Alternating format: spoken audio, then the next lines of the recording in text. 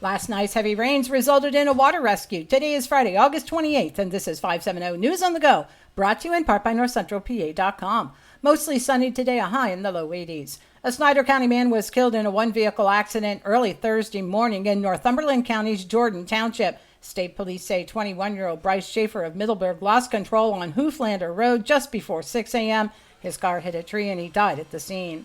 Last night's heavy rains resulted in a water rescue and a road closure in Lycoming and Sullivan counties. 1 to 3 inches of rain fell in Sullivan County during last evening's severe thunderstorms, resulting in flash flooding in the Muncie Valley area.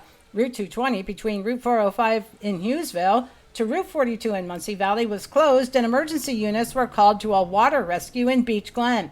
Initial reports indicated water from a creek was running into a home. However, the individual was rescued and is safe. There was also a rock slide on Route 220 just north of the Lycoming-Sullivan County line around the same time. PennDOT reported that Route 220 reopened around 3:30 this morning. The National Weather Service indicated that 2 to 4 inches of rain fell in eastern Lycoming County during that same evening thunderstorm.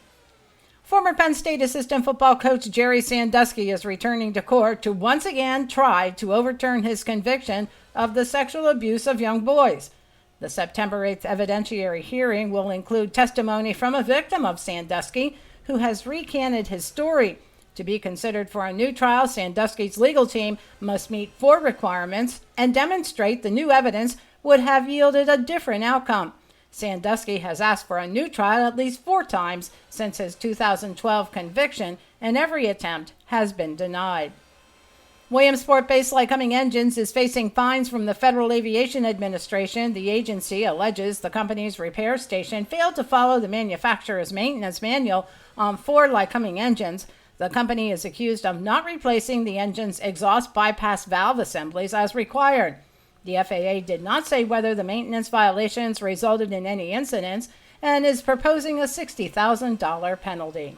The community pool in Mill Hall may soon be just a memory. This week, the Borough Council approved having their consulting firm complete the DEP permit necessary to fill in the pool. According to the Lock Haven Express, representatives from Beyond the Bell and others who want to preserve the pool asked Council to wait an additional 120 days to explore other grants and funding.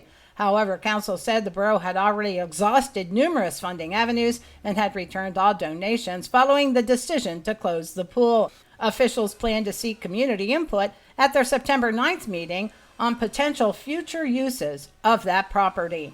And a popular Milton area ice cream vendor that has a concession stand at the Center County Grange Fair was ordered to shut down because they were making too much money.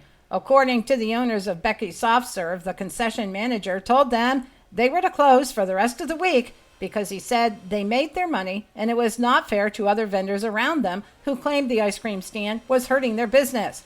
After public backlash that called for a boycott of the fair and legal intervention, Becky's Soft Serve was permitted to reopen and continue serving customers for the remainder of the fair. For the latest in news and events, head on over to NorthCentralPA.com. I'm Liz Brady, and you're up to date with 570 News on the Go.